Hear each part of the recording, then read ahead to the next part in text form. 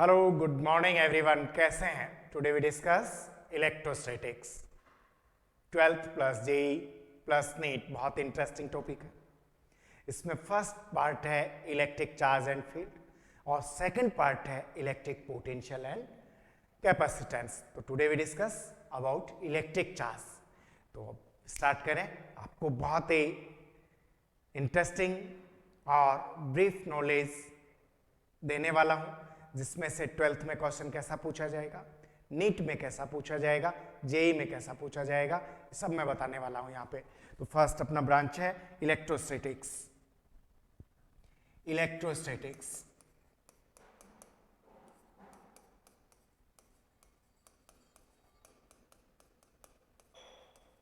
Electrostatics और मैं आपको इसको बता दूं कि जो इलेक्ट्रोस्टैटिक्स है एक्चुअल में इसका जो मेन ब्रांच है वो है electricity.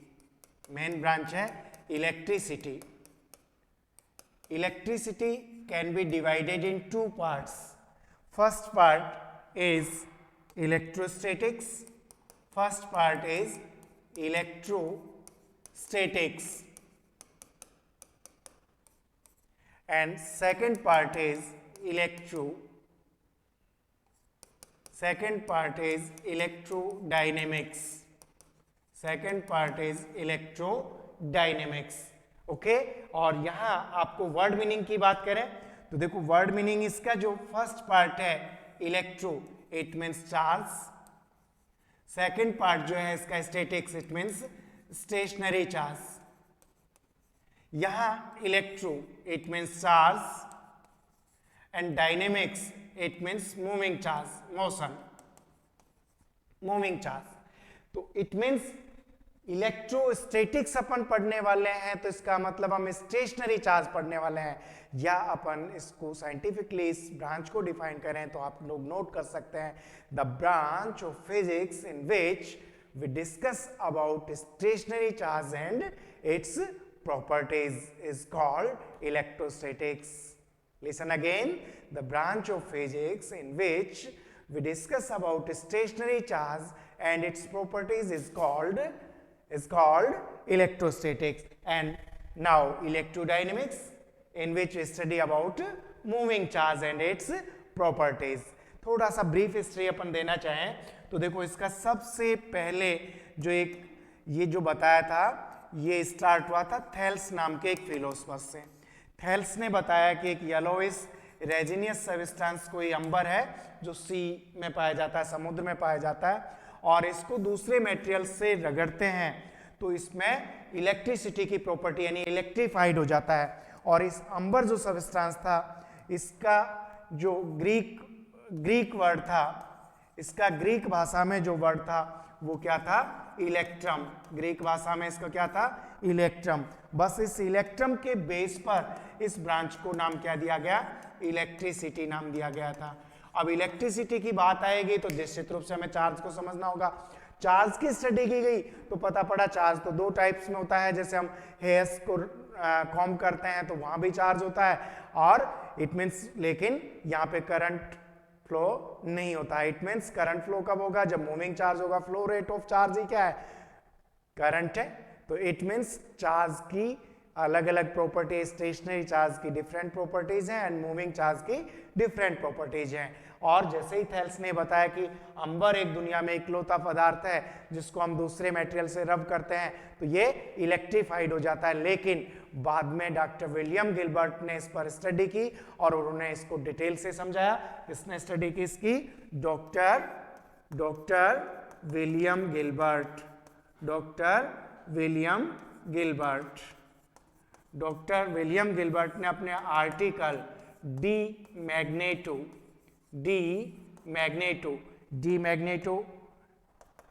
what is D magneto? D magneto was first scientific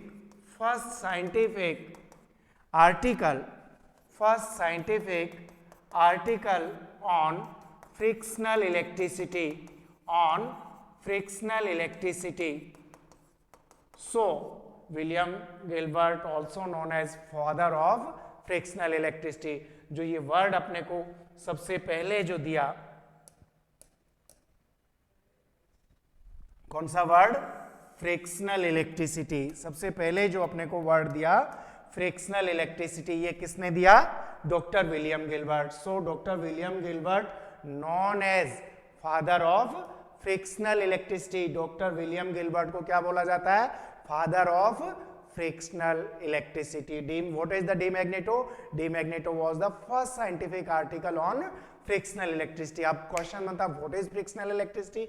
देखो जब थेल्स ने डिकोड किया अंबर के बारे में, तो डॉक्टर विलियम गिलबर्ट ने बताया कि ऐसे दुनिया में बहुत सारे मटेरियल हैं जिनको आपस में रब करते हैं तो वो इलेक्ट्रीफाइड होते हैं, इट मीन्स चार्ज होते हैं, और वो चार्ज की वजह से लाइट पार्टिकल्स को अपनी ओर अट्रैक्ट करते हैं। तो रब करना का मतलब क्या है? फ्रिक्शन। इसलिए इसने इनको क्या कहा? Frictional electricity. तो अब अपन बात करें इसकी, what is frictional electricity? What is frictional electricity? तो अब अपने पास देखो, मेरे पास यहाँ पे एक क्वेश्चन क्या बन गया, अपन बात करें क्वेश्चन की, तो क्वेश्चन बन गया what is frictional electricity. What is frictional electricity? Explain with examples. Explain with examples. What is frictional electricity? Explain with examples. तो देखो अब मैं आपको अपन ये टर्म जो है इसकी बात करेंगे, किसकी? फ्रिक्शनल इलेक्ट्रिसिटी की। Frictional electricity, frictional electricity. वैसे तो इसका वर्ड मीनिंग भी देखोगे तो भी अपने को समझ में आ जाएगा, लेकिन यदि अपन बात करें तो देखो इसको किस तरह से आप एक्सप्लेन करोगे? When two bodies of different nature, when two bodies of different nature rub to each other, they became electrified. Electrified it means charge हो जाती हैं and attract light particles.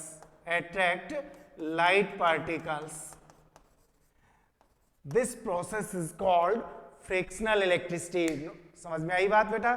When two bodies of different nature, देखो यहाँ पे आप simply ऐसे भी लिख सकते थे कि when two bodies rub each other.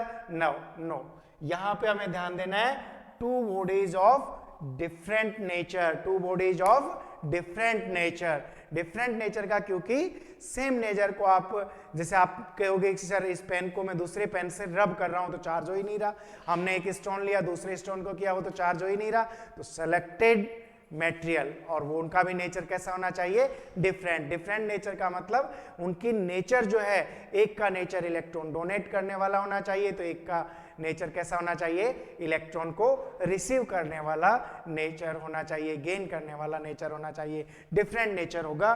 तो when two bodies of different nature rub to each other, they became electrified and attract light particle. This process is known as frictional electricity. Now we discuss about the examples of frictional electricity. तो हम अपन यहाँ पे examples की बात करेंगे।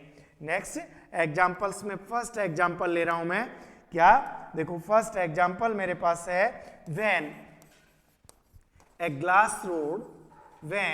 glass rod rub with silk, then rod becomes positive and silk becomes negative. तो हमने glass rod और सिल्क को क्या किया है?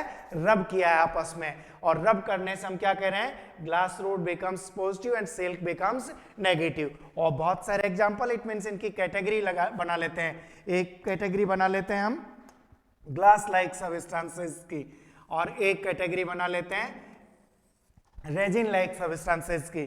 तो देखो ये फर्स्ट जो कैटेगरी है, अपन ने फर्स्ट एग्जांपल क्या लिया, इसके बारे में बात करें तो फर्स्ट एग्जांपल लिया मैंने ग्लास रोड, और इसके अपोजिट क्या लिया, सिल्क, ग्लास रोड सिल्क। देखो सेकंड एग्जांपल में ले रहा हूं ड्राई हेयर्स, और इसके साथ कॉम्बिनेशन में ले रहा हूं कॉम्ब ना। Next cat skin, plastic otherwise ebonite, wool, ebonite. किस तरह से समझोगे इसको, देखो इस तरह से ध्यान दीजिए, when glass rod rub with silk then glass rod becomes positive, silk becomes negative, dry hairs rub with comb then dry hairs becomes positive and comb becomes negative, cat skin rub with plastic, cat skin becomes positive, plastic becomes negative, wool, woolen clothes की बात कर रहा हूं मैं, wool rub with ebonite then wool becomes positive and ebonite becomes negative। Com का तो रोज अपन experiment करते हैं ना, सुबह सुबह जो ड्राई हेयर्स को कॉम करते हैं तो हम ऐसे सेट करने की कोशिश करते हैं, लेकिन हेयर्स ऐसे खड़े हो जाते हैं, उसकी तरफ अट्रैक्ट करते हैं, कॉम का साथ नहीं छोड़ते। तो यहाँ पे क्या हो रहा है, अट्रैक्शन हो रहा है। तो अट्रैक्शन का रीजन क्या बताया, इलेक्ट्रीफाइड हो जाता है रब करने से। और ये कौन सी इलेक्ट्रिसिटी है, ये इलेक्ट्रिसिटी नहीं, ये फ्रिक्शनल इलेक्ट्रिसिटी है। किसने बताया हमें, डी मैग्नेटो आर्टिकल में किसने बताया, ये डॉक्टर विलियम गिलबर्ट ने इसके बारे में हमें बताया। किसके बारे में, फ्रिक्शनल। अब मैं बात करूं कि इसमें से छोटा सा ऑब्जेक्टिव क्वेश्चन जो नीट लेवल पे पूछा जा सकता है उसकी बात करें तो यहां पे एक स्मॉल सा क्वेश्चन मैं आपको दे रहा हूं, क्या पूछ लिया जाए, कॉज ऑफ फ्रिक्शनल इलेक्ट्रिसिटी, कि इनके अंदर रब करने से ऐसा क्या हो रहा है कि इनमें अट्रैक्शन का प्रॉपर्टी डेवलप हो रहा है। कोज, इंटरनल कोज क्या है, रब कर रहे हैं, रब करना एक प्रोसेस है, इसको हम फ्रिक्शनल, लेकिन what is the reason inside the rubbing, इस फ्रिक्शनल इलेक्ट्रिसिटी में रीजन क्या है, तो कैसे हो रहा है पॉजिटिव नेगेटिव। तो बेटा ये क्या है, मैं एक वर्ड में बात करूं इसकी तो मैं लिख सकता हूं एक्सचेंज, एक्सचेंज ऑफ इलेक्ट्रॉन्स। आई बात ध्यान में, एक्सचेंज ऑफ इलेक्ट्रॉन, इसके पीछे का जो रीजन है वो exchange of electron. It means कहीं ना कहीं ग्लास रोड से इलेक्ट्रॉन मूव होके और कहां चला गया, सिल्क में। तो आपको बता दूं deficiency of electron, deficiency of electron and gives deficiency of electron gives the concept of positive charge and excess of electron gives the concept of positive charge। तो आप बात समझ में आ गई होगी कि यहाँ के पीछे क्या रीजन है, exchange of free electrons, electrons का एक्सचेंज होता है, एक्सचेंज ऑफ फ्री इलेक्ट्रॉन्स। अब अपने पास बात आ रही है, इट मींस यहाँ पे दो कैटेगरी है, तो ये पहले दो कैटेगरी नहीं थी। स्टार्टिंग में विलियम गिलबर्ट ने जो डी मैग्नेटो में एक्सप्लेन किया वो क्या था, वो सिर्फ था कि two categories, glass like categories and resin like categories. But एक और साइंटिस्ट अपने को इसमें हेल्प करता है और ये ग्रेट साइंटिस्ट हैं बेंजामिन फ्रैंकलिन। ये कौन है, बेंजामिन फ्रैंकलिन, ये साहब है बेंजामिन फ्रैंकलिन। बेंजामिन फ्रैंकलिन ये जो साइंटिस्ट है, इन्होंने फर्स्ट टाइम बताया हमें charge are two type, charge are two type, charge are two type. First is positive charge and second is negative charge. किसने नाम दिया ये charge are two type, Benjamin Franklin ने। यह एक छोटा सा मैं आपसे क्वेश्चन पूछ लूं, देखो किस तरह का, कि अपने को इसमें यदि बात करें कि हमें यह पूछ लिया जाए ancient name, ancient name of positive charge, ancient name of positive charge, तो क्या आंसर दोगे आप, ancient name of positive charge. तो ancient name of positive charge कौन सी कैटेगरी थी, glass like substances known as vitreous, vitreous, vitreous known, vitreous means glass like substances. और यही अपने को पूछा जाए ancient name of negative charge, तो ये कौन सी कैटेगरी थी, रेजिन। तो इनको बोलते हैं रेजिनियस, इनको क्या बोलते हैं, रेजिनियस, रेजिन लाइक सब्सटेंसेस, इनको क्या बोलते हैं? Resinous, resin like substances. तो क्लियर? तो इट मीन्स अब आपको आइडिया हो गया कि इसकी ब्रीफ हिस्ट्री जब हमने दी तो आपको कुछ आइडिया होगा कि इस चैप्टर में हम चार्ज की स्टडी करने वाले हैं और चार्ज में भी किसकी? स्टेशनरी चार्ज की स्टडी करने वाले हैं। तो अब अपना नेक्स्ट क्वेश्चन बनता है what is an electric charge, write down the properties of charge. तो अब मैं बात करने जा रहा हूं what is an electric charge thing, and आप भी आंसर दीजिए इसका कि what is an electric charge. Think सोचा तो देखो किसी के अट्रैक्शन याद आएगा, किसी की रिपल्सन याद आएगा, किसी की कुछ याद आएगा, लेकिन मैं बता दूं कि जब मैं कहूं कि दैट बॉडी चार्ज, आप देखोगे इसकी लेंथ चेक किया, इसका मास चेक किया, इसका कलर चेक किया, कुछ भी चेक, दैट बॉडी अनचार्ज, तो भी पता नहीं पड़ा। इसका मतलब चार्ज कैसा है? इनविजिबल है, इसको जाना जा सकता है इसके फील्ड से। फील्ड कौन सा? कि एक चार्ज बॉडी एक निश्चित उसके चारों ओर एक निश्चित स्पेस में कुछ लाइट पार्टिकल्स को अराउंड अट्रैक्ट करती है, उसको क्या बोलते हैं हम? उसको क्या बोलेंगे बेटा? Electric field. तो इसको जाना जाता है इसके इलेक्ट्रिक फील्ड से। अपने स्टेप बाय स्टेप आगे बढ़ रहे हैं और अपना क्वेश्चन अब आ जाता है। क्वेश्चन अब मेरे पास क्या है? क्वेश्चन है what is an electric charge, what is an electric charge, what is an electric charge, and also ask write down the properties of electric charge। तो अपन पहले बात करेंगे what is an electric charge। जब से आप science पढ़ने लगे हो इलेक्ट्रिक चार्ज की तो बात होती रहती है, लोअर क्लासेस में भी एंड इस लेवल पे भी, हर क्लासेस में भी चार्ज चलता रहेगा। तो अब अपने पागो अच्छे से समझना है कि what is an electric charge. तो मैंने कहा कि कोई that body is charge, that body is अनचार्ज। तो पहली बात तो बॉडी है तो ही चार्ज है, मैटर है तो चार्ज है, मास है तो चार्ज है, नहीं तो चार्ज कहां से आएगा? तो देखो मैं इसको 3 लाइनों में आपको 3 टाइप से मैं आपको समझा सकता हूं। फर्स्ट इलेक्ट्रिक चार्ज, फर्स्ट अपन ले रहे हैं electric charge. Electric charge is the fundamental property of matter, fundamental property of matter। Electric charge is the fundamental property of matter। Existence of electric charge, existence of electric charge doesn't possible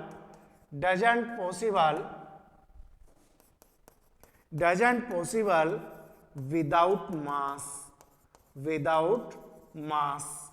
समझ, इसकी एक बात रटने की नहीं, एक understanding develop करनी है हमें। यदि कंपटीशन में जाना है तो इसकी अंडरस्टैंडिंग डेवलप करनी है। यहां पे आप देखो कि हमने जो बात की है कि पहली बात तो फंडामेंटल प्रॉपर्टी ऑफ मैटर, कि ये मैटर की प्रॉपर्टी है भाई। हम कहते हैं कि that body is charge, that body is negative, that particle is positive, that particle is negative, it means हमारे पास पार्टिकल है तो चार्ज है। सो इसलिए हमने आगे क्या लिखा है, आगे वाली बात पे ध्यान देना, existence of electric charge doesn't possible without mass, existence of charge doesn't possible without mass. यदि इसको रिवर्स एआर टाइप के क्वेश्चंस जानते हो, एक तो स्टेटमेंट ये लिखा, एक स्टेटमेंट लिख के इसको उल्टा लिख दे, existence of mass doesn't possible without charge, that is totally wrong. Existence of mass may be neutral, may be charged, may be uncharged, but existence of charge doesn't possible without mass। Charge किसको करोगे? Free existence of charge doesn't possible. फिर हम बात करते हैं एक और कि कैसे समझें। अभी हम कर रहे थे कि चार्ज को कैसे फील किया जा सकता है, चार्ज को कैसे फील किया जा सकता है। तो चार्ज को कैसे फील करेंगे कि ये that body charge, that body अनचार्ज, तो हम लाइट पार्टिकल्स या अपोजिट चार्ज के पास ले जाएंगे तो इसमें क्या होगा बेटा?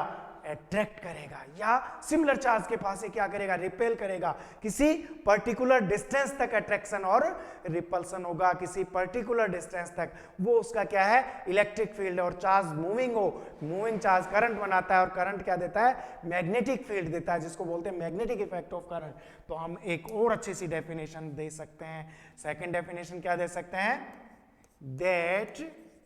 That property of a body, that property of a body by which it produce or experience electric or magnetic field is called electric charge. देखो दूसरा बात हमने इसकी प्रॉपर्टीज से लिंक किया। एक्चुअल में ये खुद भी मैटर की प्रॉपर्टी है, इनविजिबल है, लेकिन इसका फील्ड है। और वो फील्ड कौन सा, क्या ध्यान दोगे, that property of a body by which it can produce and it can experience. Charge body होगी तो इलेक्ट्रिक फील्ड यानी इलेक्ट्रिक फोर्स, मैग्नेटिक फील्ड यानी मैग्नेटिक फोर्स को एक्सपीरियंस कर पाएगी। अनचार्ज बॉडी एक्सपीरियंस भी नहीं कर पाएगी और प्रोड्यूस भी नहीं कर पाएगी। सो हमने कैसे डिफाइन किया व्हाट इज इलेक्ट्रिक चार्ज को, that property of a body by which it